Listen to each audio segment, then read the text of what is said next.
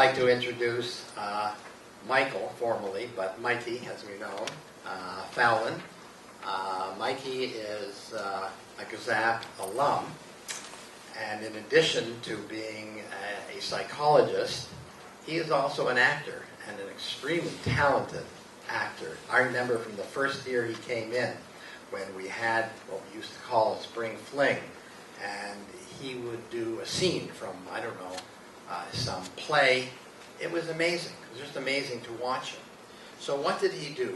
He used his psychology background to create some, I guess, stories or scenes involving important issues for adolescents, like identity and racism and other such topics.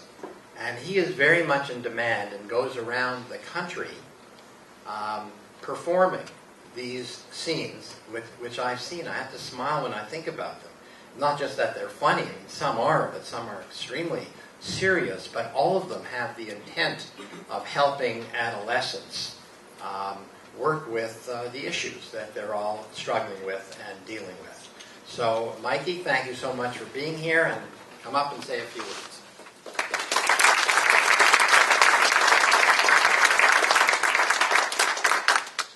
So, 2 days before Halloween, my daughter, and she's 11, her name is Saskia, so she was in the car with me, and she was telling me she's going to trick-or-treat with her friend Bryn, and then afterwards she's going to spend the night with Bryn.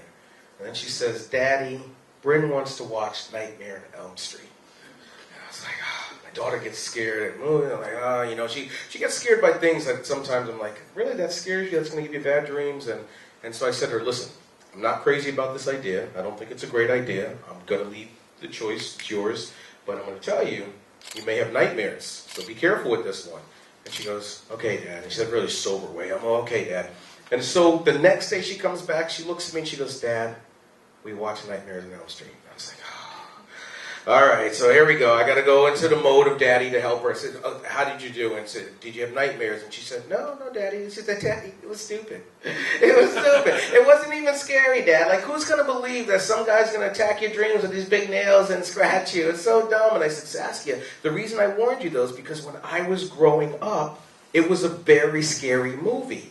And she's like, "Yeah, but Dad, you grew up way back in the 1900s. I realize that my daughter's perspective of scary is very different than my perspective of scary, right? So for my daughter's perspective, you don't have to make up monsters with big nails. You just have to go on YouTube and watch real human beings attack each other, right? And so I think of my work with adolescents as perspective building. That what I try to do the best is understand the perspective of the students that see me speak in the schools. And adolescents have been the group for me that I had the most difficult time surviving. And so if I can help like teenagers and young adults to be able to figure out that they're not alone and to help them to see they're not alone, I feel like I'm building this idea of perspective. And then the other thing is that sometimes the perspective is because we're not fully listening to what the other person is saying. Or we think we are. I went out on a date several years ago with this woman from Poland, and her name is Ksenia, and I took her to a Hula Hands restaurant. Have you ever been in Hula Hands? Right? Okay. It's just a Fridays or an Applebee's type of restaurant. So I took her to this restaurant, and she'd been studying English for the better part of maybe 2 years. So English was very difficult for her. And we had one of those kinds of dates where we spent the entire day laughing with each other, which sounds sweet on the surface, but we weren't laughing because anything was funny. We were laughing because we couldn't understand each other. And so I took her to this restaurant. We get to the restaurant. We get out of the car. And Ksenia says to me, "Would you like to hold hands?" And I hate holding hands on first dates, but I wanted to make a great impression. So I was like, yes. And so I reached out. I grabbed her hand. And as soon as I grabbed her hand, she looked at me with horror. And she goes, and I'm like, "What? You asked me." And so I didn't think about it. We get to the restaurant. The hostess seats us, hands us our menus. When I see the menu in front of me, I start to genuinely laugh because on the menu was the name of the restaurant. And when we got out of the car, what I heard Ksenia say to me was, "Would you like to hold hands?"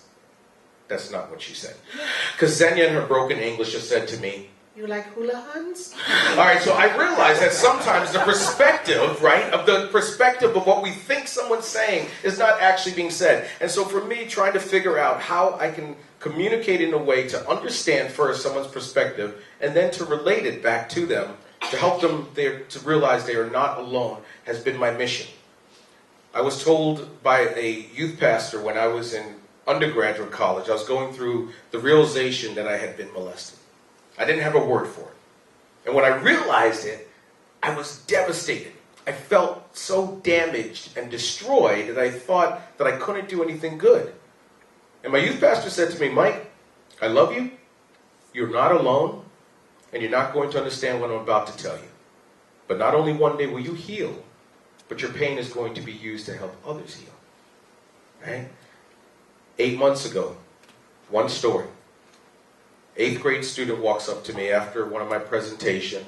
She hugs me, she's crying, she's shaking, and she steps back and she goes, "Thank you for not killing yourself when you were younger, because today you saved my life." Right? That's what we do. That's what we do. We try to help people to continue to be understood and their perspective to be heard and them to feel valued. And so I am glad to be a part of this, to give back, because if it weren't for GSAPP, I wouldn't be doing what I'm doing. So, thank you.